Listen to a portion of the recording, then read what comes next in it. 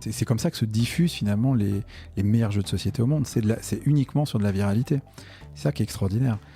Aujourd'hui, sur les 800 jeux qui sortent par an, de façon naturelle, tu en auras peut-être 10 qui vont être extraordinaires, qui vont se vendre énormément, sans qu'il ait été fait une campagne de promotion spéciale, tu vois.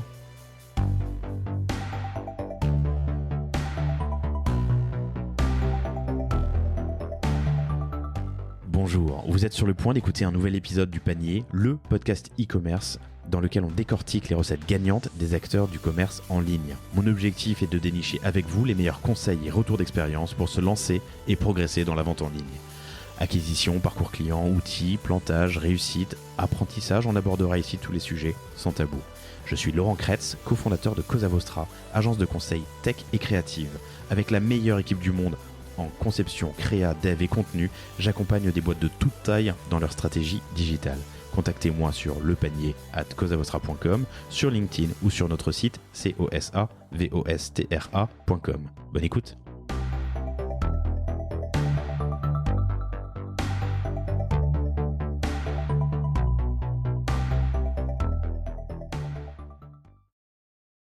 Bonjour à tous, très heureux de vous retrouver pour ce nouvel épisode du Panier qui est un épisode un peu particulier aujourd'hui, un peu différent, et je vais vous expliquer pourquoi. J'ai reçu il y a quelque temps Quentin Horry, vous savez, sur c'est éditeur de jouets d'aventures éducatives et informatives pour les enfants, et on a abordé un tout petit peu l'univers du jouet. J'ai réalisé que j'en connaissais pas grand chose, et j'en ai reparlé avec Tim Dumain, super épisode de Big Blue, qui m'a dit mais tu sais quoi, il faut que tu rencontres Régis Bonessé, et qui est assis en face de moi. Donc merci infiniment Tim pour cette introduction.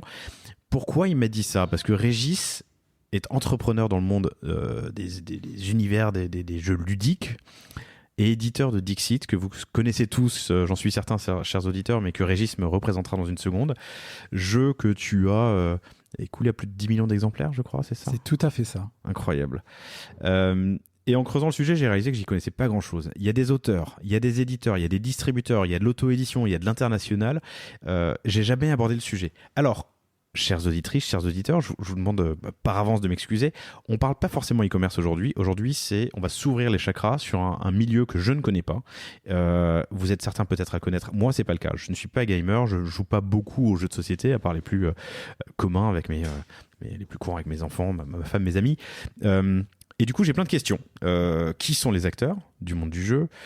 Quels sont les usages ? Est-ce qu'il y a une évolution de ces usages ? Comment est-ce qu'on gère si j'ai une idée de jeu demain, qu'est-ce que je dois faire ? À qui je dois m'adresser ? Quel est l'avenir du jeu ? Son hybridation ? L'impact de la techno dans les jeux qu'on connaît tous ?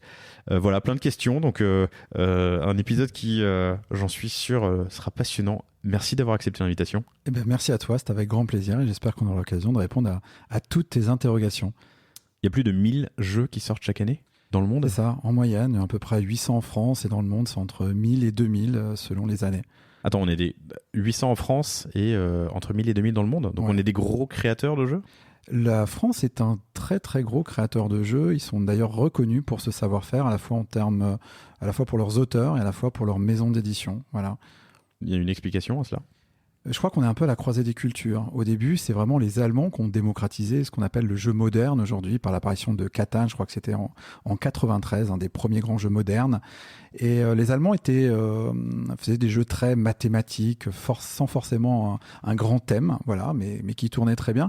Les Américains, à l'opposé, c'était plutôt une approche un peu plus simulationniste, voilà, avec un thème très très fort. Et nous, on est vraiment à la synthèse de tout ça. Ce qui nous a aidé aussi, c'est qu'on est aussi à la synthèse des cultures graphiques. On est à la fois influencé par le manga. On est le deuxième consommateur au monde, après les Japonais, enfin troisième objectivement maintenant, puisqu'il y a les Américains qui nous ont dépassés, mais ils sont plus nombreux. La BD, la culture franco-belge, on a énormément d'influence graphique, donc cette espèce d'alliance créative a fait qu'on est un gros pays exportateur de jeux de société. Ok, dont tu fais partie. Dont je fais partie, ouais. Entrepreneur dans l'univers du jeu, du ludique. Ouais, tout à fait. Depuis toujours ? Alors moi j'ai commencé, tu vois, ça va être l'occasion de me présenter vite fait. Quand j'avais 20 ans, j'étais plutôt auteur. J'ai eu mon premier jeu édité, je crois que j'avais 21 ou 22 ans, voilà, ça s'appelait Himalaya.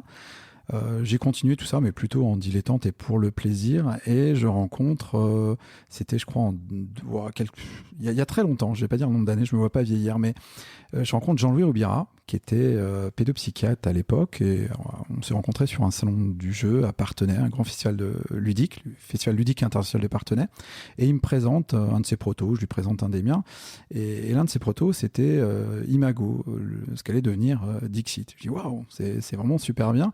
Donc mon premier réflexe, ça a été de lui présenter des acteurs du monde du jeu pour l'aider à éditer et distribuer son jeu. Voilà, que tu connaissais déjà à 20 ans. 21 ans. Ouais, c'est ça. Ouais. Okay. Et j'avais aucune velléité d'édition finalement à l'époque là. Il se trouve que je lui présente des acteurs et tout, ça a failli se faire avec un gros. Et ça, c'est pas fait. Et je me suis dit, c'est quand même super dommage. Ce jeu, c'est quand même une grosse tuerie. Il faut qu'on fasse quelque chose. Et c'est là que j'ai dit à Jean-Louis, bah écoute, il faut qu'on l'édite ce jeu. Et c'est là que j'ai pris une casquette d'éditeur, 2 ans de développement. Ça nous amène à 2008. Et là, le jeu est sorti. Voilà. C'est quoi Dixit ? Dixit, c'est un jeu autour de la créativité. Il n'y a que 84 illustrations, un peu dans un style très très onirique, un petit peu naïf. Chaque joueur va avoir 6 cartes en main. Donc c'est que des illustrations, hein, pleine page, des grosses cartes. Et il y a illustration de quoi ? De quel type ? Alors ça peut être une évocation d'Alice au pays des merveilles, ça peut être des choses très incongrues, des choses un peu surréalistes. C'est voilà, vraiment des scènes un peu qui pourraient être sorties de nos rêves. Voilà, des choses assez inspirantes, colorées. Voilà, qui véhiculent aussi beaucoup d'émotions. Voilà. Et donc, chaque joueur va avoir 6 illustrations, donc elles sont toutes différentes. Et il y a un des joueurs, une des joueuses, qu'on va appeler le conteur, qui va énoncer un mot, une phrase, autour de l'une de ces images. Cette image-là, il va la poser face cachée au milieu de la table, et tous les autres joueurs ou joueuses vont devoir sélectionner la carte dans leurs mains qui leur évoque le plus le mot ou la phrase qui ont été évoqués. Bien sûr, on met toutes ces cartes mélangées, on les mélange, on les révèle, et le but des joueurs, tout simplement, ça va être de retrouver la carte qui m'a initialement inspiré ce mot ou cette phrase. Sachant que c'est là qu'il y a la petite subtilité en jeu. Si je dis quelque chose de trop simple et que tout le monde trouve, je ne marquerai pas de points. Et à l'inverse, si je te propose un indice trop compliqué que personne ne trouve, c'est pareil, je ne marquerai pas de points. Donc, il faut faire preuve un petit peu de subtilité. Et c'est un jeu finalement qui ressemble aux gens qui y jouent. Voilà. Ça me rappelle un jeu auquel on a joué récemment qui s'appelle Undercover. Je sais pas comment il s'appelle en français, où en gros on a tous le même mot sauf un qui a un mot différent et quelqu'un qui a pas de mot, et on doit dire des mots qui s'en rapprochent et deviner. Voilà, aussi un des ancêtres de Dixit, tu vois, c'était le jeu du dictionnaire aussi. Où on s'amusait à inventer des définitions et on devait retrouver quelle était la véritable définition de ce mot-là. Ça fait partie de cette grande famille de jeux, ouais. Donc on a déjà abordé un point qui est intéressant.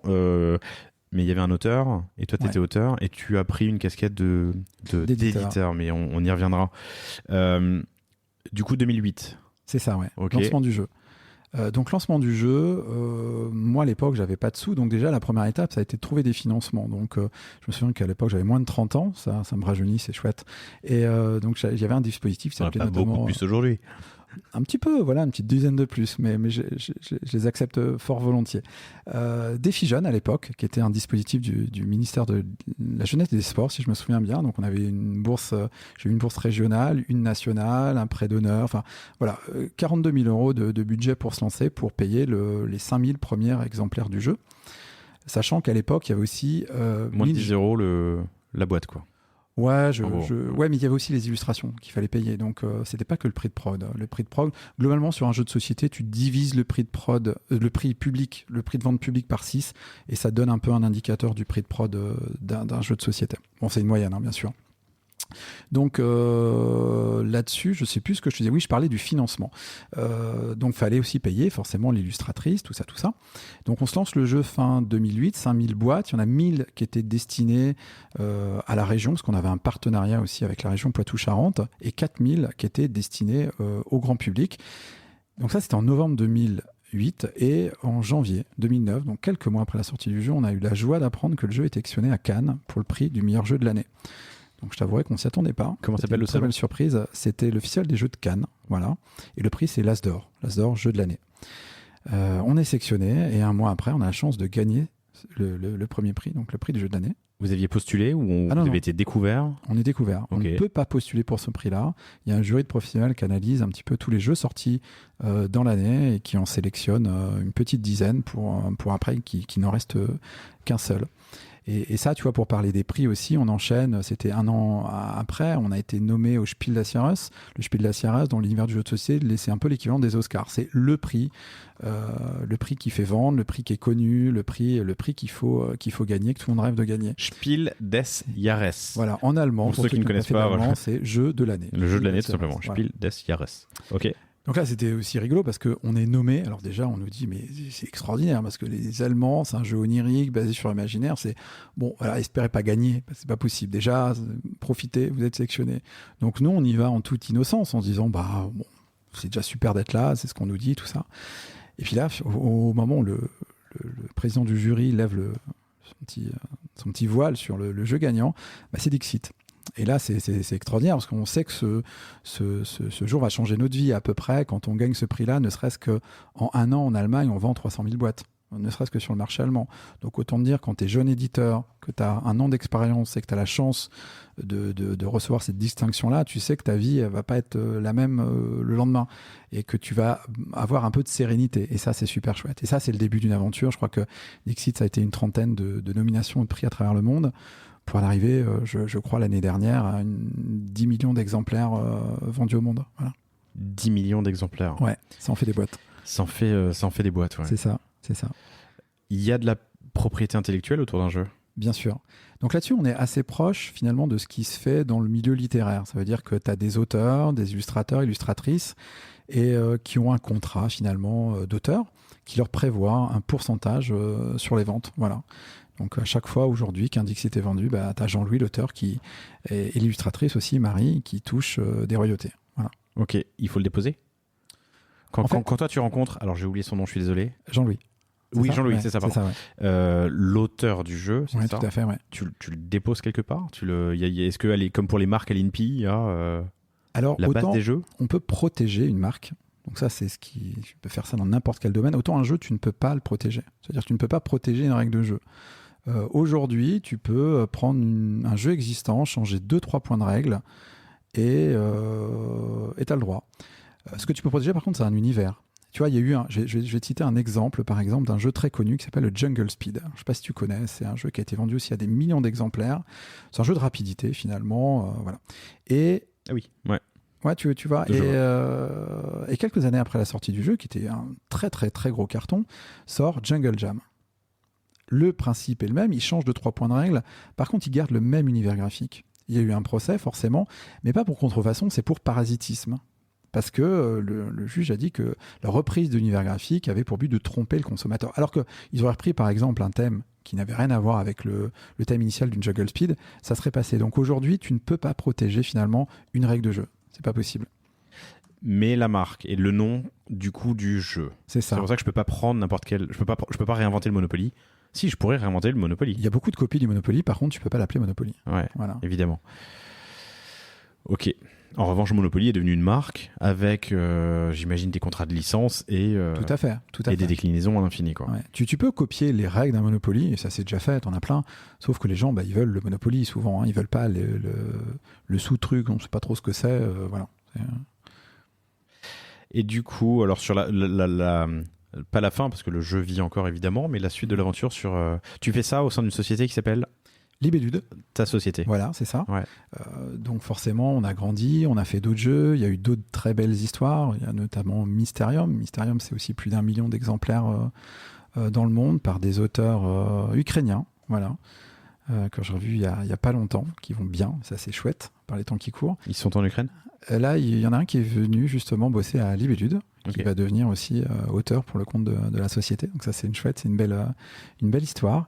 Donc ça, c'est plus d'1 million d'exemplaires vendus dans le monde. Puis il y a d'autres jeux, il y a Diceforge, dont j'ai été l'auteur aussi, et Season aussi, 2 jeux dont je suis l'auteur, qui sont des jeux pour un public un peu plus aguerri, on va dire. Et là, on est à plus de 100 000 ventes chacun aussi, voilà. Et du coup, tu lances ça, tu as dit, t'as même pas 30 ans, c'est ça ? Non, tu avais 20 et quelques années. Ouais. Ah non, en 2008, alors on est en 2022, donc ça fait 14 ans, donc j'avais à peine 30 ans, voilà, ouais. C'est ça. Ok, au moment du lancement. Au lancement du lancement, okay. Ouais. Sachant que le projet, c'était 2 ans de développement en amont, donc j'avais 28 ans quand j'ai commencé à bosser dessus. T'as fait quoi comme formation? Alors, rien à voir. Il y a des écoles de jeux, il y a des écoles de... Pas du tout. Et pas du tout. Moi, j'ai fait histoire parce que j'aime souvent dire que je suis un curieux de tout, un passionné de rien.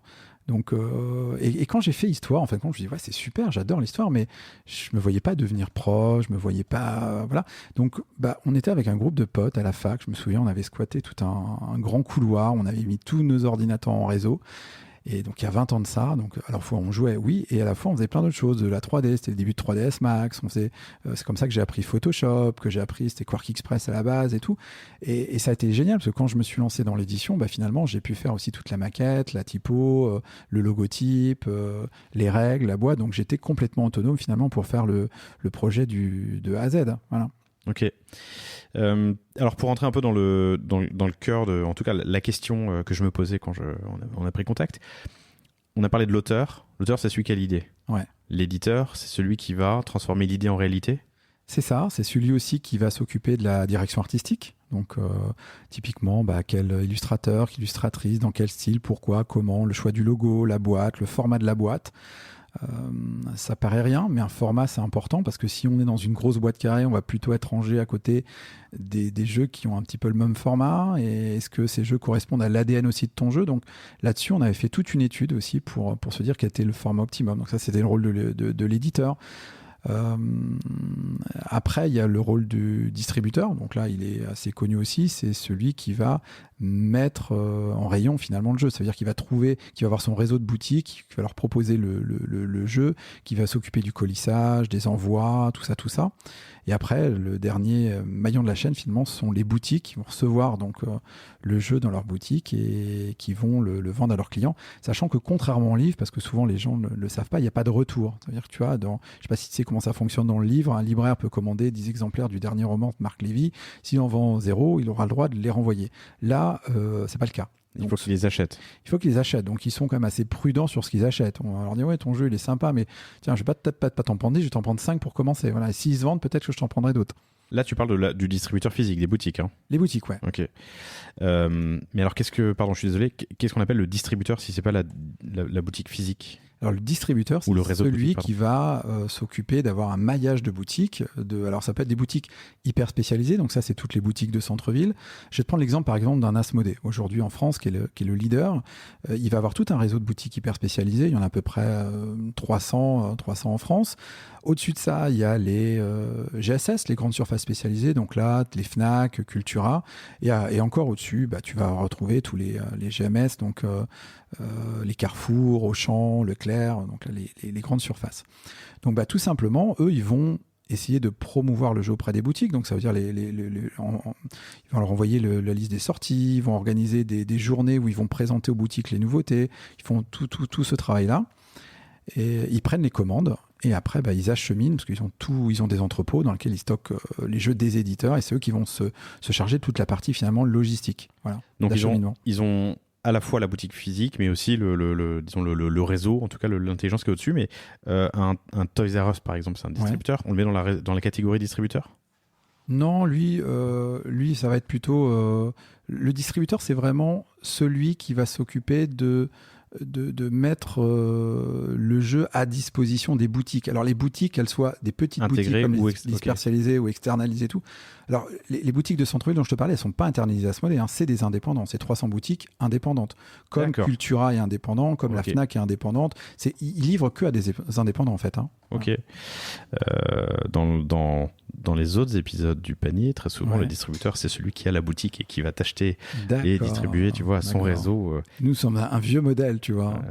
Donc le distributeur met le jeu à disposition des boutiques, l'éditeur a transformé l'idée en produit, c'est ça. Et la boutique va vendre, qu'elle soit intégrée à un groupe ou indépendante, comme tout à fait. on en croise souvent. Ça fait beaucoup de maillons juste pour avoir des ordres de grandeur. Je crois que dans la musique, en gros, le chanteur, la musique, les paroles, c'est un tiers. Si j'achète un jeu 100 € pour faire simple, alors déjà, tu m'as dit que la prod, c'était un 6e environ, donc 14-15 €. C'est ça.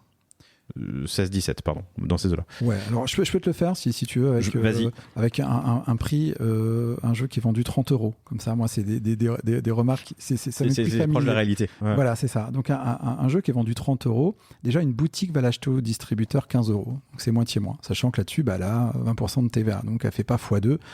Voilà. Mais elle achète. Là-dessus, un distributeur, classiquement aujourd'hui, c'est de l'achat ferme. Et ils prennent 40%. Alors les 30 € que tu m'as donné, c'est du TTC ou du hors taxe ? C'est du TTC. Donc ça, le prix de vente public TTC, c'est 30 €. Le distributeur va leur vendre à 15 €. Voilà. Okay. Le distributeur, il va se prendre là-dessus, sur ces 15 €, il va se prendre 40%. S'il fait de l'achat ferme. Je te donne d'autres contre-exemples. On va passer sur de l'achat ferme, donc 40%. Donc là-dessus, il va globalement acheter, je crois, c'est à 10,50 €, ça doit faire ça. Je ne sais plus ça en tête. Ouais, dans ces eaux-là. Et après, ça, c'est le prix éditeur. Et l'éditeur, là-dessus, on va arrondir à 10 €. Et il va devoir payer la production. Donc là, en l'occurrence, 5 €. Et il va payer illustrateur, illustratrice, selon un pourcentage qui a été défini. Ça peut être 1 €, 2 €, voilà. Ok. Illustrateur, auteur... Alors aujourd'hui, l'éditeur, tu m'as dit, il paye la prod, ouais. Plus ensuite tous les droits. Donc il paye des royautés à l'illustrateur et à l'auteur, pardon, et à l'illustrateur, illustratrice, s'il y en a un. Il n'y en a pas dans tous les jeux. Et tu as dit 2-3 € sur les 30. Oui, à peu près. Ouais, ça peut être, je dirais plutôt 2 € maxi. Ouais, 2 € maxi.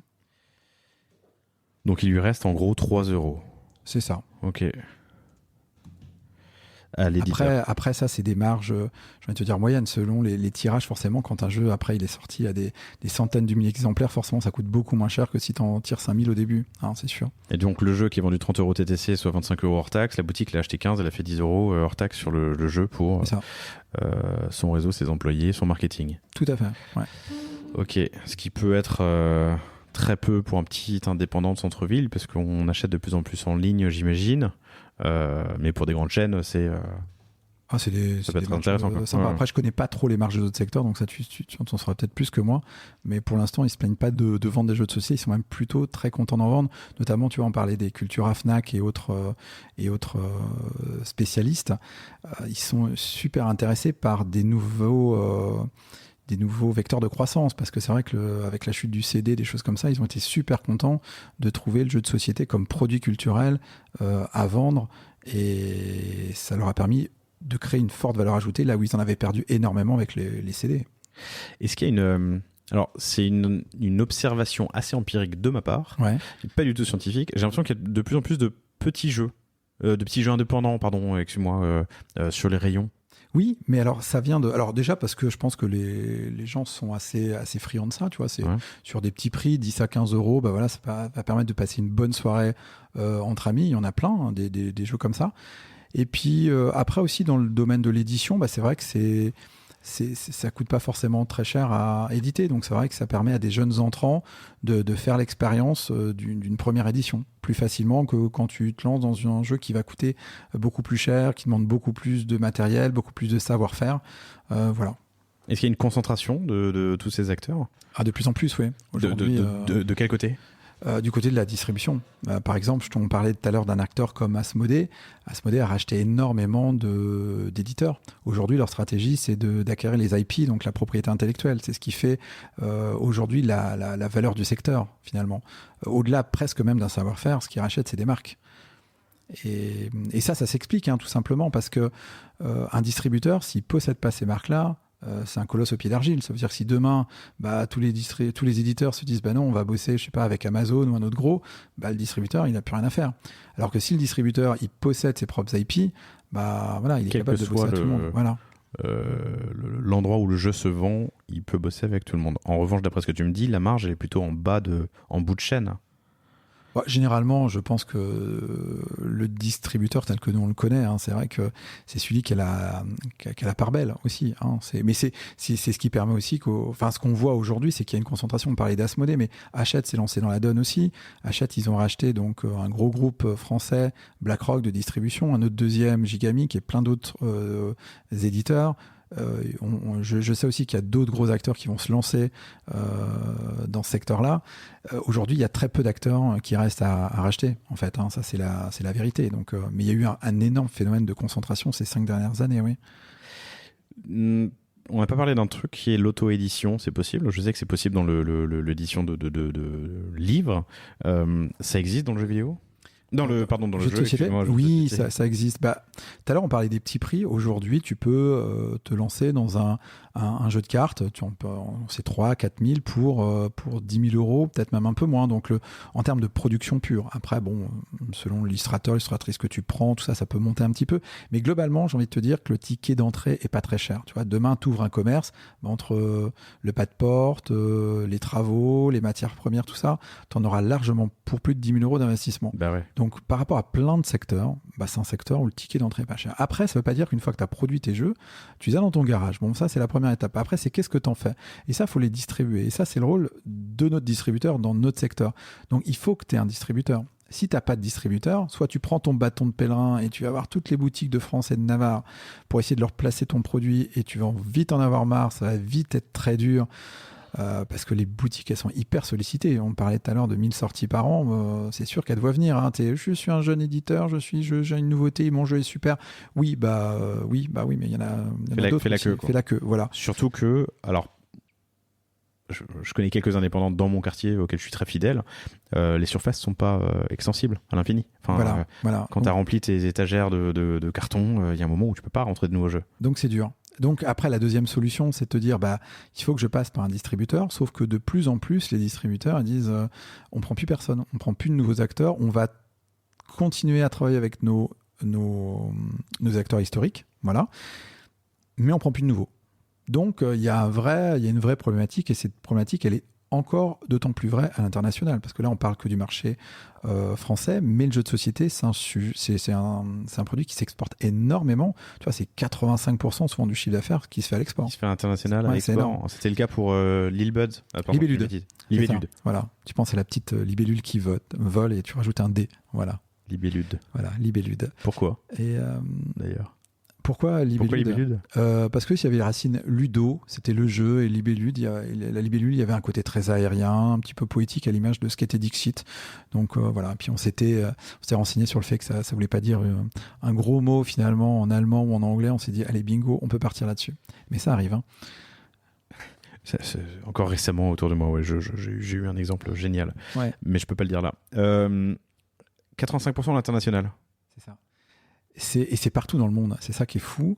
Moi, je me souviens quand on avait lancé donc Dixit en 2008, on a commencé par l'Italie, on a commencé par les États-Unis, l'Allemagne, voilà. Et à la fin, on était en Corée, on était en Amérique du Sud, donc au Chili, au Brésil, au Japon, en Chine, à Taïwan, en Russie. On était partout dans le monde, en fait. Il n'y avait quasiment pas un pays où ils ne vendaient pas du jeu de société. Et ça, c'est le rôle du distributeur. C'est ça. D'aller trouver les débouchés. C'est ça. Sachant que là encore, soit tu te traites avec un très gros qui a déjà tous ses contacts dans tous les pays, soit toi-même, tu trouves un distributeur pour la France, puis après tu vas essayer d'en trouver en Allemagne et tu vas essayer d'en trouver un dans chaque pays du monde. Sachant que c'est très compliqué aujourd'hui pour un jeune acteur parce que, encore une fois, tous ces distributeurs dans le monde, ils travaillent avec des partenaires historiques. Comme tu disais tout à l'heure, la place, elle n'est pas extensible et tout. Et toi, quand tu arrives avec un jeu nouveau, tu n'es pas connu et tu essaies de leur dire que tu as le meilleur jeu du monde, ils vont te dire, écoute, oui, si tu as le meilleur jeu du monde, reviens me voir dans 1 an quand il aura marché en France, par exemple. Intéressant. Et on y revient dans une seconde parce que là, on parle de marketing et de viralité. Or, un jeu, par définition, j'imagine dans 99% des cas, se joue à plusieurs. C'est ça. Donc, tu transformes les gens en ambassadeurs et se joue pas sur un claquement. Non, ce que je veux dire, c'est qu'on va passer 5 minutes ou 1 heure à jouer à un truc et donc séduire potentiellement les gens qui le découvrent. C'est comme ça que se diffusent finalement les meilleurs jeux de société au monde. C'est uniquement sur de la viralité. C'est ça qui est extraordinaire. Aujourd'hui, sur les 800 jeux qui sortent par an, de façon naturelle, tu en auras peut-être 10 qui vont être extraordinaires, qui vont se vendre énormément, sans qu'il ait été fait une campagne de promotion spéciale, tu vois. Donc ça... Donc c'est la bonne idée et les bons mécanismes à l'intérieur du jeu. Et ça. Tu vas me dire quelle est la recette miracle dans quelques minutes. Ouais. Sur l'internationalisation, est-ce que sur qui repose la charge ? Parce que ton jeu, il faut le traduire. Il y a certainement des références parfois culturelles, locales à adapter. Enfin, c'est pas... Souvent, c'est un travail qui se fait en partenariat avec le distributeur local. Ok. On va lui envoyer souvent les fichiers sources prêts à traduire. Et très souvent, c'est pas l'éditeur qui va avoir son traducteur à disposition. Il va faire appel au service du distributeur local qui lui-même va faire traduire le jeu et s'assurer qu'il n'y ait pas de non-sens ou de choses comme ça. Parce qu'encore une fois, c'est des traductions particulières et assez techniques. C'est de l'adaptation d'ailleurs plus que de la trad. Ouais, tout à fait, ouais. Et l'auteur, l'éditeur a encore son mot à dire à ce niveau-là? Ah bah, bien sûr, oui, ça veut dire qu'ils vont pas faire... Alors, il y a deux méthodes. Il y en a qui demandent à revoir carrément même le packaging. Nous, c'est quelque chose qu'on a toujours... qu'on n'a jamais pratiqué. On a tenu... Notre produit est identique partout dans le monde, bien sûr. Bon, il y a des changements de langue, ça c'est évident, mais vraiment dans l'aspect... objet, c'est le même objet que tu tailles aux États-Unis, au Japon ou en France. D'autres faisaient effectivement des adaptations, jugeaient que le produit n'était pas adapté culturellement et pouvaient demander des changements. Ouais. Tu as des exemples de distributeurs? Tu m'as dit Asmodée. Voilà, alors en France, il y a BlackRock, il y a Gigamic, il y a... Les Hasbro et Ravensburger que je vois depuis ma plus tendre enfance. Ouais, alors Hasbro, c'est un petit peu particulier. Hasbro lance pas vraiment de nouveautés. Ils déclinent leurs produits phares en une myriade de licences. Tu vois, l'exemple des Monopoly, tu as le Monopoly Sartrouville, le Monopoly Paris. Monopoly, c'est Hasbro qui détient la licence? C'est ça, ouais, c'est eux qui le font. Ok. Ouais. Et Monopoly Sartrouville. Ouais, c'est ça. Génial. Mais d'ailleurs, il y avait un Monopoly des startups, hein, je crois, ou que c'était en projet en tout cas. La petite anecdote, tu vois, c'est assez rigolo, donc j'aime bien la sortir. Ils avaient sorti il y a quelques années, ils avaient fait un concours en disant Élysée, la plus belle ville de France, et on lui dédiera un Monopoly. Et c'était sans compter que les trolls, internautes étaient facétieux et ils ont voté pour la ville de Moncu. Voilà, donc, et Hasbro ne s'est pas défilé, ils ont sorti un Monopoly Moncu, voilà, qui existe. Voilà, c'est pour la petite anecdote. Donc parfois quand tu fais mais quelque part ils ont eu du buzz, tu vois. Donc je sais pas. Google refuse de me le trouver. Voilà. Google il va sur Monocle. Voilà. Monopoly Monocle et pas mon cul. C'est drôle, c'est très très drôle. Donc il décline des licences et un Ravensburger. Ravensburger. Parce que je vois le logo sur la boîte du jeu, donc pour moi je le vois comme un éditeur. Ouais, mais c'est un éditeur. Alors, Okay. Ils ont fait, c'est très gros. Hein, ils ont plein de choses, Ravensburger. Et ils ont toutes aussi, ils font énormément de jeux de société. Ils font beaucoup de Pulse, ça c'est historique, mais ils font aussi beaucoup de jeux de société, modernes. Donc eux, contrairement à Hasbro qui entretient ses marques, ils sont plutôt comme un éditeur un peu plus moderne où ils lancent des nouvelles IP, ils essayent il y a vraiment un travail de création. Ouais. Ok. Tu m'as parlé un peu d'auto-édition. On peut créer, en étant malin, j'imagine, son jeu à quelques milliers d'exemplaires. On est dans Enfin, Internet a permis de la désintermédiation de beaucoup de domaines. Ouais. Si je suis malin, que j'envoie mon jeu à des influenceurs et que je crée mon Shopify, mon site de vente en ligne, je peux arriver à m'en sortir? Je te dirais non. Il y a déjà des exemples comme ça. Et en fait, il te faut un bon jeu, quoi qu'il arrive. Alors après, on peut toujours discuter sur qu'est-ce qu'un bon jeu. Mais si c'est plus proche d'un produit marketing ou une énième déclinaison d'un truc qui a marché, ça marche pas. Parce que pour que ça marche, en fin de compte, au niveau du jeu de société, on s'en est aperçu, il faut d'abord séduire un petit peu les primo-acquérants. Ça veut dire c'est plutôt des joueurs passionnés, un petit peu militants, voilà, et qui vont faire découvrir les nouveautés à leur cercle de joueurs moins initiés. Souvent, dans ces réseaux-là, c'est des gens qui vont demander tiens, c'est quoi la nouveauté de la semaine? Tiens, tu nous as ramené quoi cette fois-là? Et ils vont vraiment, ça va être des ambassadeurs finalement. Et suite à ça, c'est là que les gens un petit peu plus, ce qu'on dit casual, un peu plus néophytes, vont découvrir des jeux qu'ils n'auraient pas forcément découvert spontanément par eux-mêmes, et c'est là qu'on peut lancer la machine. Voilà. Mais c'est compliqué de se passer de ce regard-là, de ce que j'ai appelé ces ambassadeurs-là. Hein. Et encore une fois, il y a vraiment besoin d'une vraie qualité. Tu vois, s'il y a 1000 jeux, il y en a 10 qui restent, ils restent pas là par hasard. C'est ils apportent vraiment quelque chose de nouveau. C'est pas forcément quelque chose de révolutionnaire, mais quelque chose d'un petit peu nouveau dans l'approche, dans la façon de faire. Alors c'est la question que je te pose. Si j'ai une idée de jeu, pardon, et qu'est-ce qui pourra définir ce qu'est un bon jeu? Alors déjà, je pense que il faut avoir une très bonne culture ludique. Moi, j'ai eu énormément de gens qui m'ont contacté durant ma carrière pour me dire tiens, j'avais une période de chômage où j'avais du temps libre, ou tiens, une idée m'est venue et j'ai inventé ce jeu-là. Et tous mes amis adorent. Ok, la première question que je leur pose, c'est mais est-ce que vous jouez? Non, mais mes amis ils adorent. Ben ça, c'est typiquement le cas où ne vous lancez pas dans l'auto-édition. Essayez de confronter un petit peu votre jeu à des gens qui ont une vision plus large du jeu de société. C'est comme si demain, on se lançait dans l'écriture d'un livre et qu'on n'avait jamais lu un livre de sa vie, qu'on n'avait jamais... Souvent, alors je dis pas tout le temps, mais bon, on part pas avec toutes les chances de son côté. Donc déjà, faire appel à des gens, dans ce cas-là, qui ont une culture ludique très large et qui vont pouvoir jauger un petit peu de la qualité et de la valeur intrinsèque du jeu. Ça, c'est important. On fait alors moi, dans mon domaine, on fait des workshops, des groupes, des insights. On va chercher, on confronte un site web, une idée, un slogan à des groupes de population. On fait ça dans le jeu?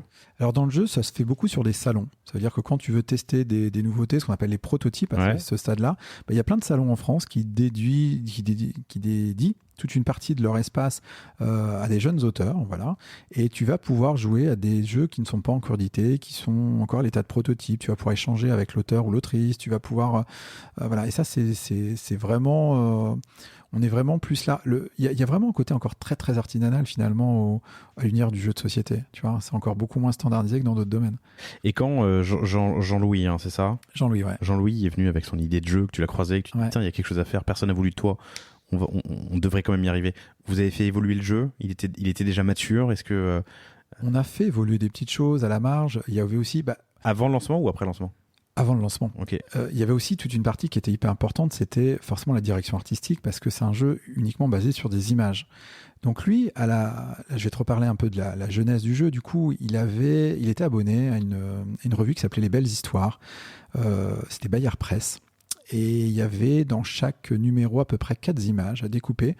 Et c'était les contes de Prévert, je me souviens, voilà, qui étaient merveilleusement illustrés par un auteur espagnol qui s'appelait Ulises Wenzel, qui est hélas décédé aujourd'hui. Et Jean-Louis avait une grande attache émotionnelle à ces images-là. Le prototype, on l'avait testé auprès de ces images. Déjà, le premier deuil qu'il a dû faire, c'est d'abandonner ces images-là et se dire on va devoir en recréer des nouvelles. Et là, ça a été un gros travail de création de 84 images. Donc là, de scénarisation, de brainstorm, voilà. Ok. Évolution avant le lancement et post-lancement, les évolutions, il y a eu des déclinaisons ou c'est en fonction des pays? Il y a eu énormément d'extensions. Okay. Je ne saurais pas te dire aujourd'hui, il y a eu un standalone. Donc un standalone, c'est l'équivalent d'un jeu auquel on peut. C'est pas une extension, tu as tout le matériel dedans pour jouer, donc il s'appelle Dixit Odyssey. Donc c'est les Dixit Odyssey qu'on va appeler des boîtes de base avec lesquelles tu peux commencer à jouer. Et à côté, tu dois avoir aujourd'hui une dizaine d'extensions qui proposent à chaque fois 84 images différentes par des illustrateurs ou illustratrices d'univers complètement divers et variés. Voilà. Ok. Donc, j'ai une idée de jeu. Est-ce que je suis vraiment dans l'univers? Est-ce que je suis vraiment dans le ludique? Est-ce que j'ai une belle connaissance, oui ou non? Est-ce que j'ai testé mon jeu? Est-ce que je l'ai fait éventuellement évoluer pour arriver à quelque chose qui tourne? Admettons que ce soit le cas. Donc, après, tu as une question toute bête à te poser. C'est, tu fais une partie. Est-ce que toi, tu as envie de rejouer? Est-ce que les gens autour de la table ont envie de rejouer? Ça, c'est le meilleur indicateur. Et ça, si possible, il faut que les gens répondent à ces questions sans que tu leur poses la question. C'est-à-dire que spontanément, tu finis la partie. Si tu as des joueurs qui... Voilà, ça, là, c'est gagné. Enfin, c'est gagné. C'est quand même bon signe. Parce que le plaisir avant tout. Dans du jeu, on est là pour donner du plaisir, on est là pour prendre du plaisir. Donc, si les gens, tu leur poses la question, alors c'était bien? Ouais, c'était super. T'as envie de rejouer? Non, mais non, j'ai plus le temps, ou je dois y aller. Ou... Bon, faut se poser des questions. Ils ont répondu oui, il me faut un éditeur. C'est ça. Soit faire de l'auto-édition, soit trouver un éditeur. Voilà. Donc, dans ce cas-là, pour trouver un éditeur, ce que je conseille aujourd'hui, il y a 2 choses.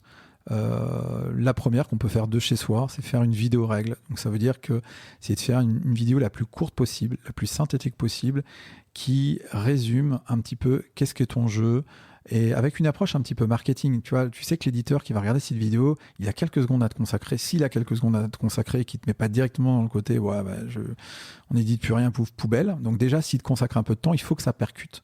Donc il faut que très vite tu commences à te dire pourquoi mon jeu il est innovant, pourquoi il mérite d'être édité, et puis éventuellement après, sans entrer dans les détails, parler un petit peu des mécaniques de ton jeu. Voilà, ça c'est la première solution. Et la deuxième, c'est tout simplement aller dans des salons. Les éditeurs se déplacent beaucoup sur des salons. Comme je disais tout à l'heure, il y a beaucoup de festivals qui ont ce qu'on appelle les protozones, des zones dédiées aux auteurs, autrices qui ont des prototypes de jeux. Et là, c'est l'occasion de pouvoir rencontrer directement un public, parfois aussi un éditeur, et le contact se fait souvent plus simplement. Aujourd'hui, les éditeurs, je sais, ils sont noyés, et tous mes petits collègues sont pareils, par énormément de demandes, et ils ne regardent même plus les demandes spontanées par mail. Et dernière petite chose aussi, ça c'est sur la propriété intellectuelle. C'est une question qui revient beaucoup, en disant ben ouais, mais si je monte mon jeu, vous allez me le prendre, voilà. Ben non, en fait, contrairement à ce qu'on croit, plus tu vas montrer ton jeu sur des salons, sur des choses comme ça, plus ça sera reconnu en termes de preuve d'antériorité. Donc au contraire, j'ai envie de te dire, c'est une valeur juridique ? C'est une valeur juridique, ouais, okay. Bien sûr. Donc n'ayez pas peur de montrer votre jeu. Au contraire, aujourd'hui, si vous arrivez, vous avez un super jeu, et la première chose que vous dites à un éditeur, c'est j'ai un super jeu, mais je vous le montrerai pas parce que vous avez piqué l'idée. Signer un NDA et tout. Ouais. Bah, l'éditeur, il va se dire ok, non mais non merci. Voilà. Combien, donc à peu près 1000 sorties par an, tu dis ça aussi de manière un peu empirique, mais 800 en France. Ouais. Combien d'idées de jeux sont pitchées, tu crois, à des éditeurs ? Il y en a énormément, et c'est dur de faire une sélection, hein, parce qu'en plus quand tu rencontres un auteur, il y a aussi une aventure humaine, tu vois, tu joues un jeu, t'échanges, donc il faut aussi te dégager de tout ça pour arriver à en tirer une vraie conclusion. Donc là, la règle d'or déjà, c'est que tu ne signes jamais un jeu sur un salon ou quand tu es avec l'auteur, il faut toujours prendre le temps de recul, mais non, c'est énormément de propositions, il y en a trop. Le pari, c'est un minimum de marketing pour un maximum de viralité, j'imagine. Et donc ça, l'éditeur qui fait son choix, il l'a dans sa balance. Ouais. Est-ce que ce jeu se joue... est-ce que les gens vont en parler, quoi ? C'est ça ? C'est ça. En fait, aujourd'hui, ce qui est important, c'est d'avoir un bon jeu. Ça paraît débile ce que je dis, mais c'est vrai que c'est pas un produit que tu peux marketer comme dans d'autres secteurs où tu as l'énième crème, où le marketing joue énormément sur l'acquisition de nouveaux utilisateurs. Là, ce qui est important, c'est que ton effort marketing va être vraiment au lancement du produit. Parce que ce que tu veux, finalement, c'est que le jour J du lancement, ton jeu soit disponible le plus largement possible dans les boutiques. Et là, tu auras fait ton job d'éditeur.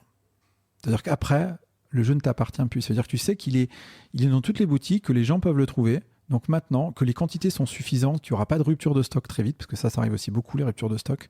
Et si tu as fait ça, tu as fait le job. Après, il faut que le jeu sorte de boutique et qu'il y ait du réassort. Voilà. Mais ça c'est la viralité après qui fait le job. On parle du jeu de société, hein, pas du jouet, pas du... Ouais. voilà, c'est du jeu de société. Jeu de société, ouais. Ok.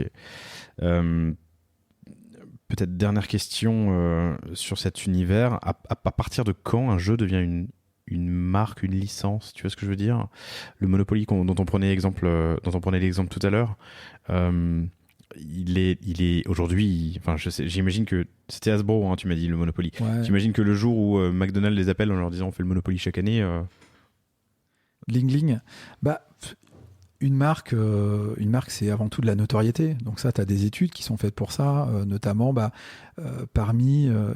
alors, je ne suis pas un spécialiste là-dessus, mais tu as ce qui est spontané, c'est-à-dire que tu demandes à des gens, par exemple, tiens, citez-moi 3 jeux de société que tu connais. Donc là, cite Dixit, sans que tu leur donnes un quelconque indice, tu dis, waouh, c'est super bien. Puis après, le deuxième, pour façon de mesurer la notoriété, c'est dire parmi c'est l'assisté. Ouais. Voilà, l'assisté, c'est parmi ces clients. Est-ce que tu connais Dixit ? Donc là, on avait déjà une belle notoriété. Après, ça dépend des pays. Mais déjà, un phénomène qu'on voit, c'est au niveau des ventes. Ça faisait, alors moi, quand je suis parti il y a 1 an et demi, mais depuis le début, le jour J de la création, chaque année, tu vendais plus de Dixit que l'année d'avant.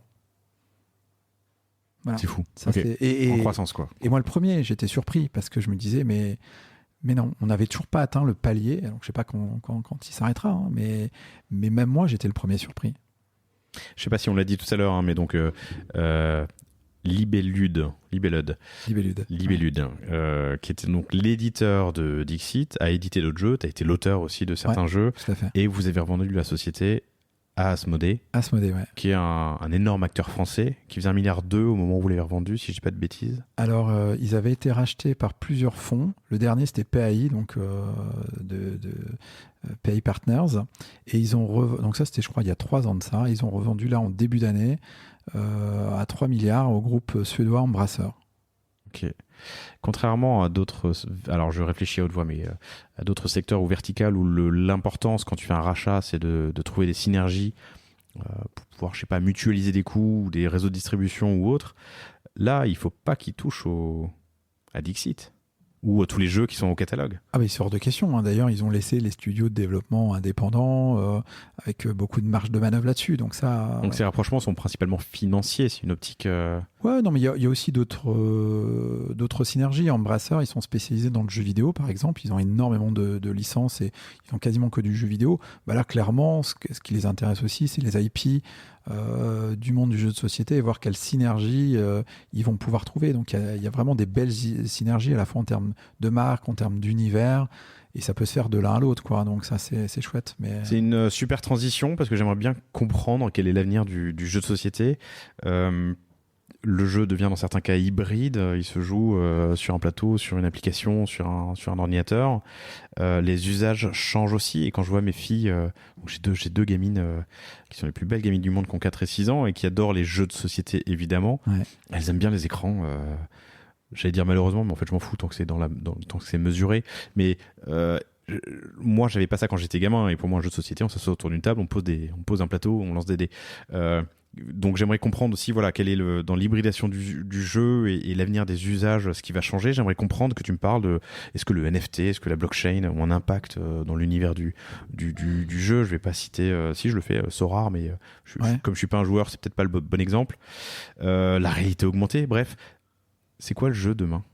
Alors déjà, on va parler d'un jeu qui pour moi fait un peu la transition, ce qui s'appelle Unlock. Unlock, c'est un jeu édité par les Space Cowboys, qui est une maison d'édition française. T'es à peu près sur, je pense, ils sont à peu près à 2 millions de ventes. C'est beaucoup sur la France. C'est un jeu d'escape game. En gros, le pitch, c'est que tu as 1 heure.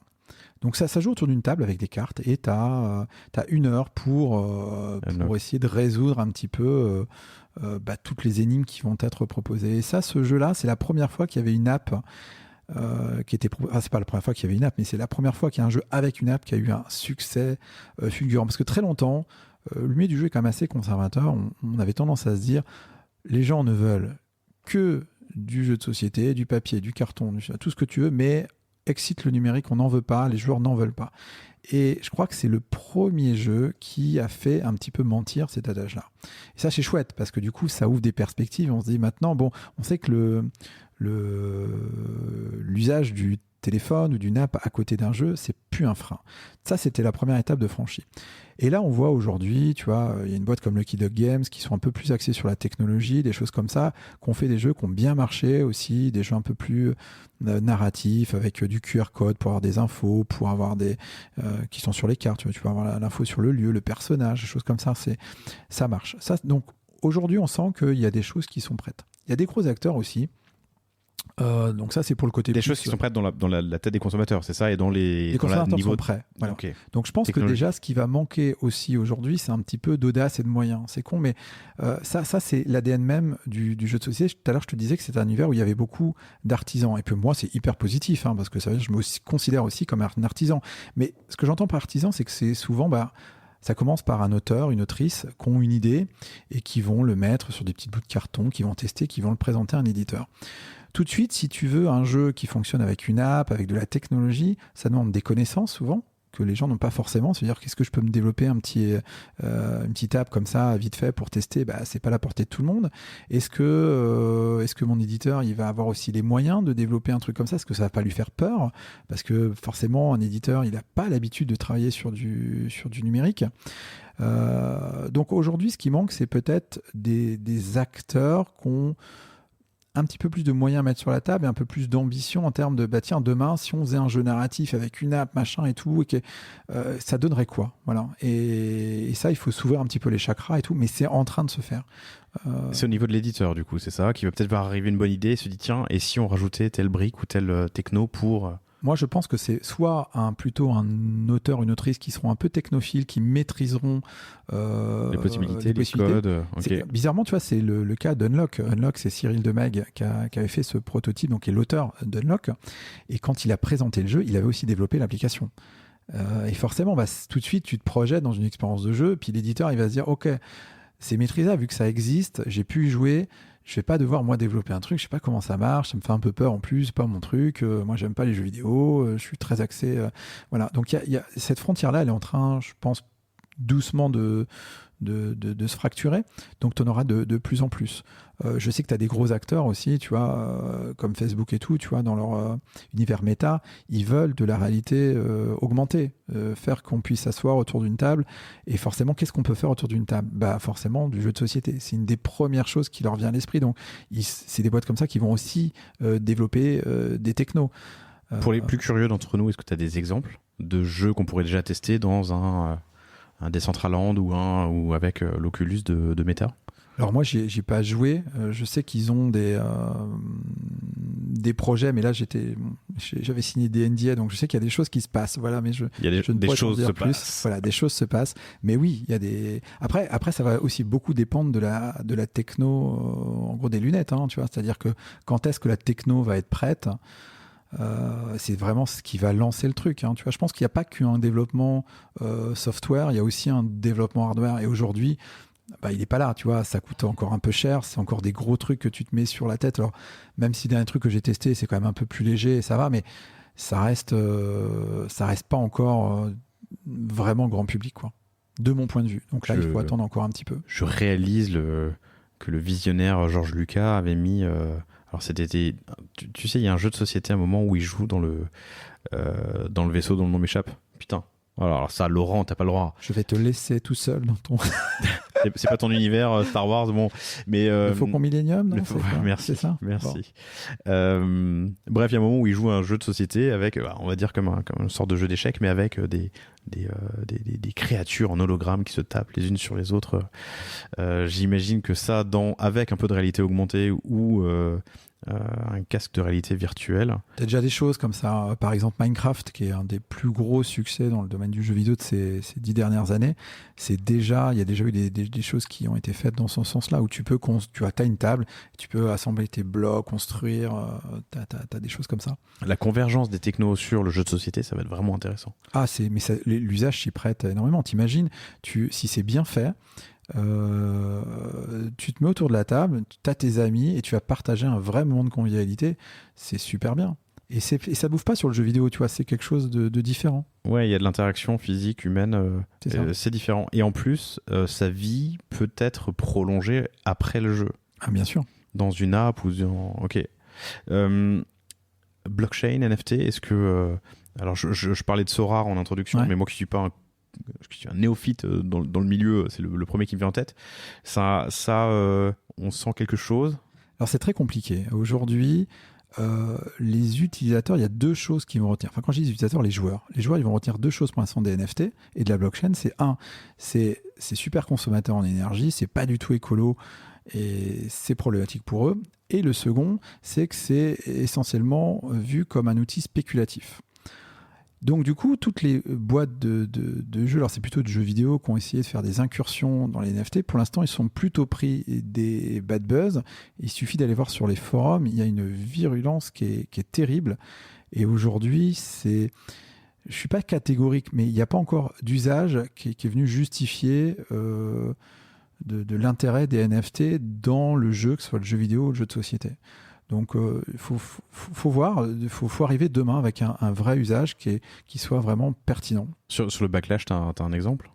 Oui, sans parler des gros jeux, mais Storybook Brawl, qui était un jeu de cartes assez proche. Storybook Brawl, B-R-A-W-L. Voilà. Storybook Brawl, baston, je crois, voilà, en anglais. Brawl. Ils ont été rachetés par une boîte de... Donc, ce petit éditeur indépendant, ils ont fait un jeu de cartes qui tourne bien, donc en ligne. C'est américain ? Non, c'est américain, je crois. Okay. Et en tout cas, anglo-saxon, pour sûr. Et ils ont été rachetés il n'y a pas longtemps par une boîte qui fait de la NFT. Je ne me souviens plus le nom, il y en a beaucoup. Et là, il suffit d'aller voir sur leur forum, il y a des... C'est terrible, quoi. Ils ont perdu une énorme partie de leur communauté et ils ont du mal un petit peu à s'en remettre.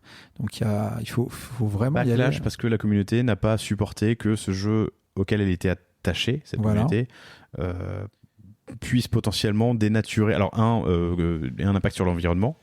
Mais ça risque de se régler bientôt. Et qu'à un moment, il y a un côté spéculatif dans tout ça, parce que forcément, qui dit blockchain, il y a un jeton, il y a une crypto derrière, il y a tout un écosystème, c'est pas juste une NFT pour une NFT. Puis les gens, encore aujourd'hui, ils ont tendance à réduire la NFT, l'espèce d'affreux pixel que tu vends 200 000 boules, et tu te dis, mais les gens sont tombés sur la tête. Hein. Et aujourd'hui, force est de constater que les médias, c'est de ça dont ils parlent. Le premier tweet de Jack Dorsey. Bah Je voilà. sais pas si tu as entendu l'histoire, mais il s'est vendu quelques millions de dollars. C'est ça. Je vais pas dire de bêtises. Et là, il est en vente et c'est à quelques centaines de milliers, il ne trouve pas vendeur, je crois.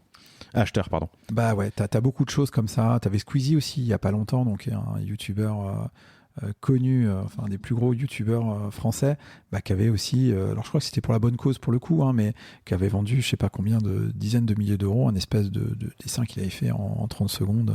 Voilà, donc les gens ils ont tendance à retenir ça, et c'est vrai que bah, tant que tu leur donneras que ça comme modèle à voir, forcément ça rend pas le système attachant ou glamour. Tu vois des différences d'usage entre les plus jeunes et les plus aguerris? Les Pour pas plus dire les jeunes, hein. seniors, je sais pas, Ouais. est-ce que les gamins, tu vois ce que je pressentais tout à l'heure sur mes gamines en disant que peut-être que le mix, l'hybridation du jeu sera beaucoup plus facile. Est-ce que tu sens mais des c'est signaux sûr. faibles de Mais c'est choses sûr, qu'il faut c'est prévoir sûr. dans les années à venir? C'est sûr, t'as ceux qui sont les moins à l'aise avec la technologie ont un côté, comme je te dis, le jeu de société, c'est quand même un milieu assez conservateur. Donc, tu as tout un pan de joueurs ou de joueuses qui vont dire non, non, mais moi, c'est bon, le portable, on est déjà assez pollué avec toute la journée. On n'a pas envie d'un jeu qui amène de la technologie dans tout ça. Et je peux comprendre parce que mettre son téléphone comme outil au cœur de la table, c'est aussi potentiellement un SMS qui arrive, un truc enfin, c'est devenu très privé aujourd'hui un téléphone, hein. C'est une petite partie de toi, de ton intimité, donc tu peux déjà te dire j'ai pas envie que mon portable serve comme ça d'élément de jeu. Ça c'est le premier truc. Puis tout simplement des gens qui n'ont pas envie d'être importunés par tout ça, même s'ils n'ont rien à cacher, c'est de se dire bah non, moi j'ai envie de partager un vrai moment avec mes amis. Trop souvent déjà, ils ont le nez sur leur portable en regardant le dernier SMS et tout. Ça me saoule, j'ai pas envie de ça. Donc ça, c'est la frange la plus conservatrice. Mais comme tu le sous-entendais, les jeunes générations, elles sont beaucoup plus poreuses à ce qu'on amène de la technologie dans le jeu, tant que finalement ça apporte quelque chose. Parce que si c'est juste amener de la techno pour de la techno, bah, ça n'a pas grand intérêt. Donc aujourd'hui, je pense que c'est plutôt, comme je le citais pour Unlock, tu vois, Unlock, l'application a répondu à un réel besoin. Si demain tu viens avec un jeu de société qui a une app et qui répond à une vraie problématique et qui apporte vraiment quelque chose purement en termes d'expérience, pour moi, il n'y a pas de doute, ça marchera, quoi. Faut juste pas que ça soit gadget. Si c'est le petit truc en plus, genre, ça sert pas à grand chose, tu aurais pu t'en passer, bah, les gens vont pas y adhérer. Je pense que c'est, voilà. Donc, faut vraiment avoir quelque chose de solide, quoi. Je me projette aussi sur un autre sujet. Alors, j'adore les jeux de société. En fait, je te disais que j'étais pas joueur, mais j'y joue, mais avec mes filles, justement, Ouais. parce que c'est fun. Et justement, ça leur fait passer un moment en dehors du temps, parce que j'ai l'impression que tu te plonges vraiment dans le jeu. Il y a pas mal d'objets qui existent pour les enfants, qui sont des boîtes à histoire. Il y a l'Uni, qui est très connu. Il y a Morphée, qui fait une boîte de, on va dire, méditation pour les enfants. Il y a Merlin, qui a sorti un super truc aussi récemment. Et c'est des objets assez simples, mais dans lequel il y a une histoire, donc on se plonge. Tu vois à quoi ça ressemble, hein, À l'Uni, oui, très bien. Bon, Ouais, très chouette. dans quelle mesure il peut y avoir, tu vois, aussi dans les années à venir, du jeu dans ces boîtes que tu peux faire à plusieurs. Tu mets une boîte au milieu de la table, t'es à 4, t'appuies à gauche pour telle histoire ou à droite pour tel choix dans une. Tu vois des choses qui se font. Oui, parce que déjà, bon, j'ai une autre société qui est toujours basée sur Poitiers, qui est plutôt dans le développement de jeux vidéo, d'app et tout. Et c'est un jeu qu'on est en train de développer, c'est un jeu hybride, un jeu narratif, où il va y avoir des voix, des acteurs qui vont nous raconter quelque chose. Tu vas pouvoir faire des choix, où il va y avoir des émotions, des choses comme ça. Et tu auras toute une partie aussi, vraiment jeu de société, avec des cartes et tout. Et voilà, donc le fil narratif viendra de l'application. Donc ça, c'est des choses que nous aussi on tente, parce que je trouve ça rigolo un peu de défricher, un peu comme il y avait dans notre temps les livres dont vous êtes le héros. Bah, là aussi, c'est un petit peu moderniser tout ça. Et voilà, on verra ce que ça donne. Mais oui, il y aura des choses en tout cas. Je pense. Moi, je suis assez curieux. Et j'ai une formation commerciale, j'ai fait une école de commerce, mais j'ai toujours bien aimé développer. Et je pense que très jeune, ces BD dont vous êtes le héros, tu sais, où il faut aller à la page 28, machin. Je pense que ça a développé chez moi une sorte de tu vois, c'est des arbres de décision. Et je vais pas dire amour, mais cette appétence, disons, pour le développement. Mais bon, je tire le trait peut-être un peu loin là. Ah non, mais ça peut expliquer aussi. C'est ça aussi, hein, tenir un business, c'est ça, c'est faire des bons arbitrages au quotidien, essayer de prendre les meilleures décisions, même si c'est pas toujours le cas. Retourner à la page numéro 1. Voilà. Ça coûte cher parfois. Je redescends un petit peu pour atterrir sur des considérations plus terre à terre. Donc, tu as cédé Libellude. Tu vas y arriver. J'y arrive d'ici la fin.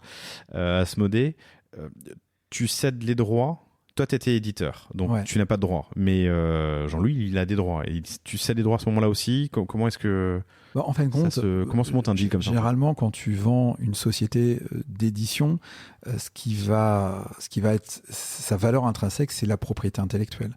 Donc la première chose à laquelle va s'intéresser un potentiel acquéreur, c'est à comment tu as ficelé ta propriété intellectuelle. C'est-à-dire que si tu commences à leur dire le contrat avec l'auteur, on n'en a pas vraiment, c'est toujours tapé dans la main, ça peut être un problème. Parce que oui, mais bon, ça, il t'a tapé dans la main, toi, Régis, mais est-ce que nous, il va nous taper dans la main? Donc, il faut qu'il y ait des contrats en bonne et due forme, il faut être sûr que tout ça soit valide. Donc, c'est ça que tu vends finalement. Donc, effectivement, dans le cas de Libellude, ce qui fait une partie de la richesse de la société, c'est aussi ses contrats. Donc le contrat de Dixit avec Jean-Louis, forcément, c'est aussi quelque chose de crucial et d'important. Ouais. Mais lui ne cède pas ses droits au moment de la cession. Ah non. Donc il continue de toucher. Il continue toujours, oui. Oh, j'aurais pas fait ça, le pauvre. Je sais pas, je découvre. Non. Ok. Est-ce que je peux... 70 ans post-mortem. Les contrats, c'est comme dans le livre. Ça veut dire que il continue à toucher de royalties, donc lui et sa descendance sur 70 ans. Voilà. On lui souhaite longue vie en tout cas, mais c'est bon à savoir. Formidable. Écoute, c'est passionnant. Moi, j'ai fait le tour, je crois, de toutes les questions que j'avais. Chères auditrices, chers auditeurs, j'espère que ça vous a plu. Vous pouvez retrouver Régis Bonessé sur LinkedIn assez simplement. Et peut-être que pour atterrir, je peux te demander ce que tu fais dans la vie aujourd'hui. Aujourd'hui, je bosse. C'est très large, tu remarqueras. Paris, ouais. Et je me suis lancé dans une nouvelle création. Et donc là, en 1 an, l'équipe est montée à 20, on est parti de rien, dans l'édition de jeux de cartes à collectionner. Donc pour ceux qui connaissent, un petit peu dans la lignée des Yu-Gi-Oh!, des Magic, des Pokémon. Donc c'est un jeu physique, voilà. On va essayer, c'est un marché qui n'a pas bougé depuis 30 ans, donc on arrive avec une idée un peu disruptive. Il est encore un petit peu tôt pour en parler, mais en tout cas c'est hyper motivant, hyper stimulant. On a rencontré différents acteurs du milieu pour nous suivre qui sont assez enthousiastes par le projet.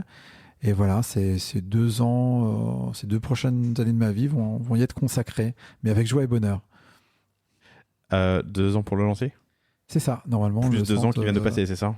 Je dis une bêtise, non ? Vous y bossez depuis combien de temps ? Non, là, ça fait 1 an et demi. Voilà, ok, très bien. Pour lever tous les freins techniques et pour une sortie, je crois que c'est mi-2024. Ok, mais donc quand même 3 ans de travail pour sortir le... C'est ça. Tu dis que ça n'a pas évolué depuis 20 ans, mais alors on parlait en préparant cet entretien de Magic the Gathering. Auquel je jouais quand j'étais gamin. Eux, ça a évolué, non ? Parce qu'il y a tout un pan digital maintenant. Il y a tout un pan digital. Ils frôlent le milliard d'euros. Maintenant, les chiffres que j'ai, c'était de 2020. Donc là, ils ont, je pense, dépassé le milliard d'euros de chiffres. Milliard d'euros sur Magic. Ouais, c'est ça. Non, c'est les gens qui disent que c'est un marché de niche, oui. Alors après, ça dépend où on situe la niche. Ouais, c'est ça. C'est une belle niche. Une sacrée niche. Ouais, voilà, c'est ça. Sachant qu'aujourd'hui, ils ont réussi à se diversifier avec l'adaptation en jeu vidéo de Magic, donc ce qu'ils appellent Magic Arena. Et ça doit être aujourd'hui, je pense, un tiers à moitié de leurs revenus. Voilà. Ok, donc il y a de l'avenir dans le jeu. Ah oui. Cool. Régis, merci infiniment pour ton temps, c'était passionnant. Merci à toi, c'était avec plaisir. Et très heureux de t'avoir reçu. Merci encore à Tim de Big Blue pour cette intro. Il m'en a fait beaucoup. Il mérite tous nos applaudissements. Chères auditrices, chers auditeurs, j'espère que ça vous a plu. Régis Bonessé sur LinkedIn. La société a un nom si on veut t'écrire ou te trouver ? C'est Equinox là aujourd'hui. Equinox, ok, très bien. Merci infiniment. Merci à toi. Merci à vous tous. Au revoir. Au revoir. Merci d'avoir écouté cet épisode du panier. J'espère qu'il vous a plu. Si c'est le cas, et même si ce n'est pas le cas, abonnez-vous pour ne rater aucun épisode, parlez-en autour de vous et laissez-moi un commentaire sympathique sur Apple Podcast, c'est ce qui m'aide le plus à remonter dans les classements. N'hésitez pas non plus à le partager à chacun de vos contacts dans le business, chaque nouvel auditeur intéressé est une victoire. Si vous avez besoin d'un accompagnement tech et créatif, que ce soit pour votre site internet, votre stratégie de contenu ou d'inbound marketing, n'hésitez pas à me contacter à l'adresse lepanier@causavostra.com. À bientôt.